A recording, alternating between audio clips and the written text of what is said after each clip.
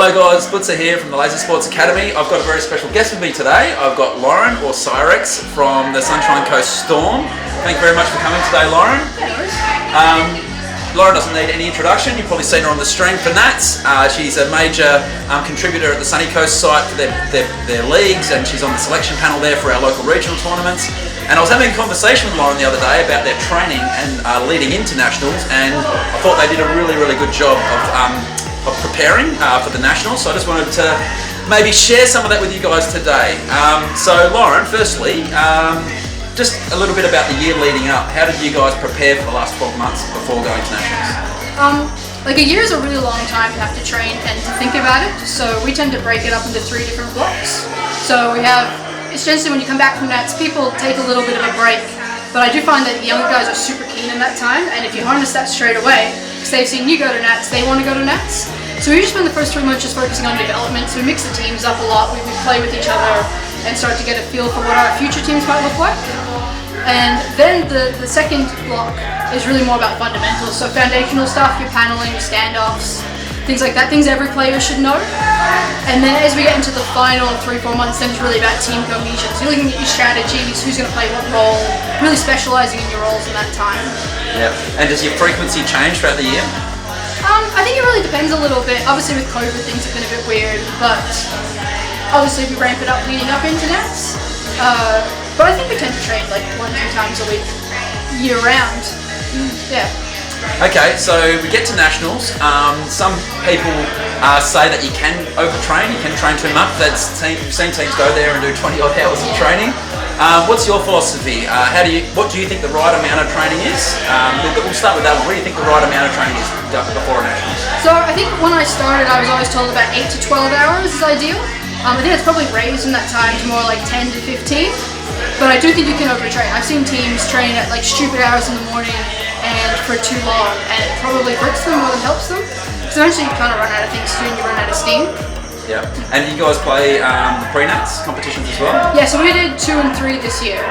We were signed up for the original pre-nats one back when it got cancelled because of COVID as well. So I think you have to do at least 1 pre-nats these days if you want to be competitive, but 2 is ideal.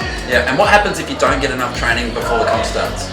I think you get a bit lost in round robin, honestly. I mean, you do have that time to build it back up with round robin, but you really want to be getting those extra comp points early if you can, so it'll set you up later in the comp. Yeah. And you guys structured your training really well. When you arrive at Bendigo, like when are you training, and like how big are the blocks that you're training in? And do you do different activities in each block? Well, yeah, we mapped our training out really well this time, so I think we got about 13 hours. And we never trained for more than 2 hours at a time, so we spaced it out. So we got really lucky. We don't have any stupid hours. We're not playing at 3 in the morning. I think we essentially do about 2 hours every morning and 2 hours every afternoon and evening for like the first 4 days. I really like this because I hate overworking teams, and it gives us heaps of time in the middle of the day then discuss and reflect on what we've done. So there's no point in training without any improvement.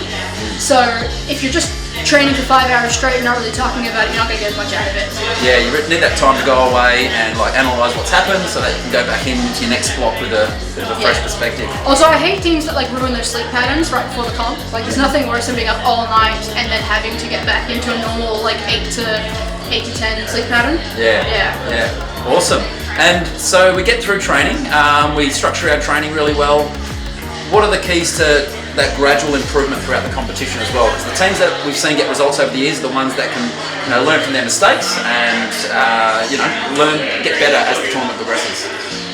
Yeah, look, I think the stream has been a massive tool in the last few years. Like ever since the stream's gone up, the ability to go back and watch your games, other teams' games, and everything that's going on is massive. And if you're not watching those games, you're giving up like a critical piece of information that you need to succeed. Because it lets you see, because you can only see like a small bit of the game at any time. If I'm in attack, I can't see my defense. If I'm in defense, I can't see my attack. So being able to go back and look at what teammates are doing, really important.